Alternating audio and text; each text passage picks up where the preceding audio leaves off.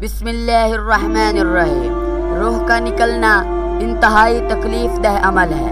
جب روح نکلتی ہے تو انسان کا منہ کھل جاتا ہے، ہونٹ کسی بھی قیمت پر آپس میں چپکے ہوئے نہیں رہتے۔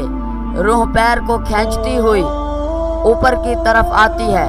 جب پھیپھڑوں اور دل تک روح کھینچ لی جاتی ہے اور انسان کی سانس ایک ہی طرف یعنی باہر کی طرف ہی چلنے لگتی ہے، تو یہ وہ وقت ہوتا ہے جب چند لمحوں میں انسان شیطان اور فرشتوں کو دنیا میں اپنے ارد گرد دیکھتا ہے۔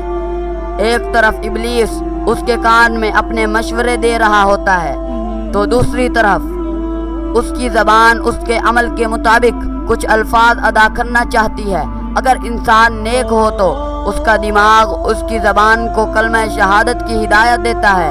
اگر انسان کافر ہو، بد دین ہو یا دنیا پرست ہو تو اس کا دماغ کنفیوز ہو کر ایک عجیب ہیبت کا شکار ہو جاتا ہے، جس کی وجہ سے وہ شیطان کی پیروی کرتا ہے اور بہت ہی مشکل سے کچھ الفاظ زبان سے ادا کرنے کی بھرپور کوشش کرتا ہے۔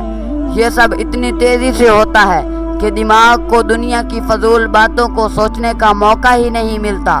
انسان کی روح نکلتے ہوئے ایک زبردست تکلیف ذہن محسوس کرتا ہے، لیکن تڑپ نہیں پاتا، کیونکہ دماغ کو چھوڑ کر باقی جسم کی روح اس کے حلق میں اکٹھی ہو جاتی ہے اور جسم ایک گوشت کے بے جان لوتھڑے کی طرح پڑا ہوا ہوتا ہے، جس میں کوئی حرکت کی گنجائش ہی نہیں رہتی۔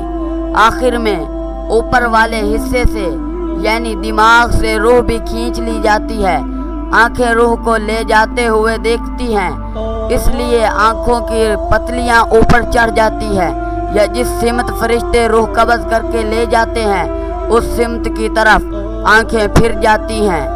اس کے بعد انسان کی زندگی کا ایک ایسا سفر شروع ہوتا ہے جس میں روح تکلیفوں کے تہ خانوں سے لے کر آرام کے محلات کی آہٹ محسوس کرنے لگتی ہے، جیسا کہ اس سے وعدہ کیا گیا ہے۔ جو دنیا سے گیا واپس کبھی لوٹا ہی نہیں، صرف اس لیے کہ کیونکہ اس کی روح عالم برزخ کا انتظار کر رہی ہوتی ہے، جس میں اس کو ٹھکانہ دیا جائے گا۔ مومن کی روح اس طرح کھینچ لی جاتی ہے جیسے آٹے سے بال نکالا جاتا ہے، جبکہ گناہگار کی روح خاردار درخت پر پڑے سوتی کپڑے کی طرح کھینچی جاتی ہے۔ اللہ اکبر۔ اللہ تعالی ہم سب کو موت کے وقت کلمہ شہادت نصیب عطا فرمائے، آمین یا رب العالمین۔